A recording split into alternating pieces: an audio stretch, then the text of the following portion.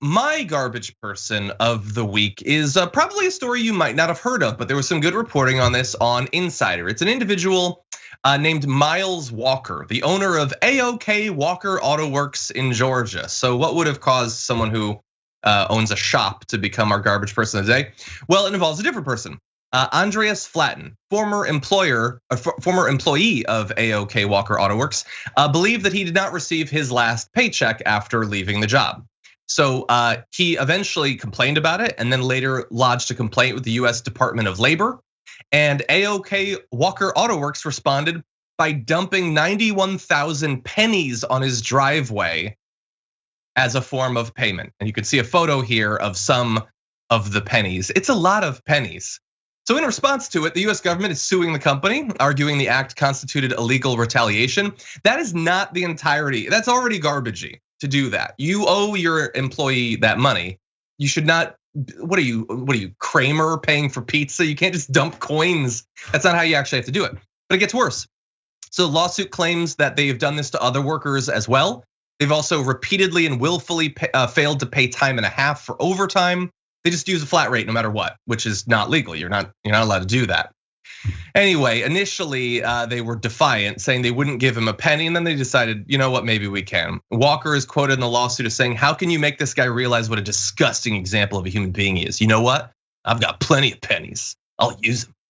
He believes the guy asking for his pay is a disgusting example of a human being.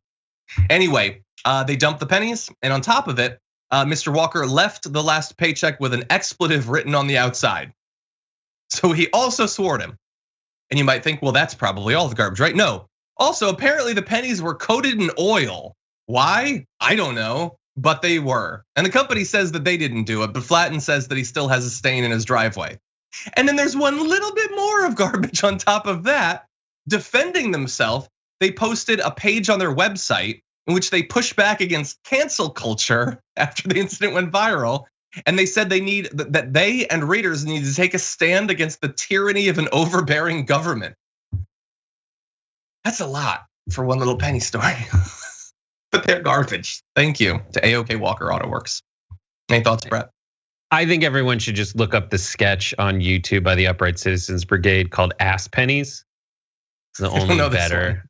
It's basically the guy's like, you know how I get revenge on people? I don't do it explicitly. I just, for the last 10 years, I put 500 pennies up my ass a day. That's 10,000 pennies a week. That's 5 million pennies a year. And then I know when I pay for that, I spend them. And I know when I meet someone who's being a jerk to me that they've handled my ass pennies. They use them when they buy milk for their children. They give them over to their kids so that they can go play penny arcades. You've handled my ass pennies. You've all handled my ass pennies. It's great. Similar idea. That actually may be where it comes from, for all I know. Anyway, those are our garbage people. But what about you? Well, 18,000 of you voted in the garbage people of the week. A little bit lower number. Let's get those numbers back up next week. And here are your top 5. Coming in at number 5 with 7% of the vote is Nate Silver for comparing school closures to the Iraq War, consciously making that comparison.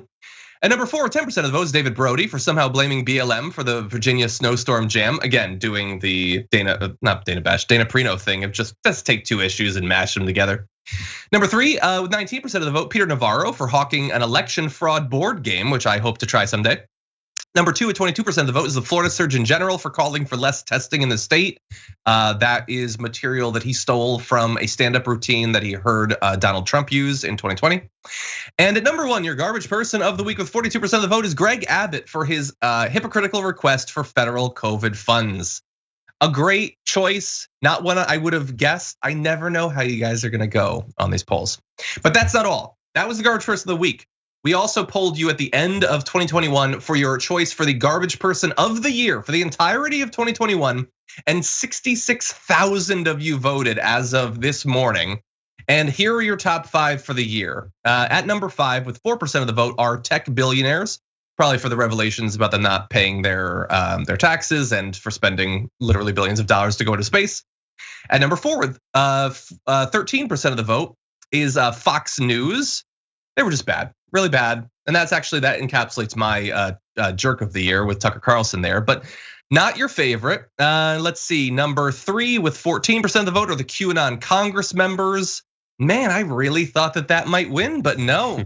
Number 2, 19% of the vote is the January 6th insurrectionists. They were certainly bad, trying to overthrow democracy, but somehow even that was not the most garbagey thing. Maybe not shockingly. Number 1, with a majority of the vote, 51%, you all chose Joe Manchin and Kirsten Sinema, what has been labeled Manchinima, as your garbage person of 2021. And I will have to defer to the community. Thank you all for voting in that.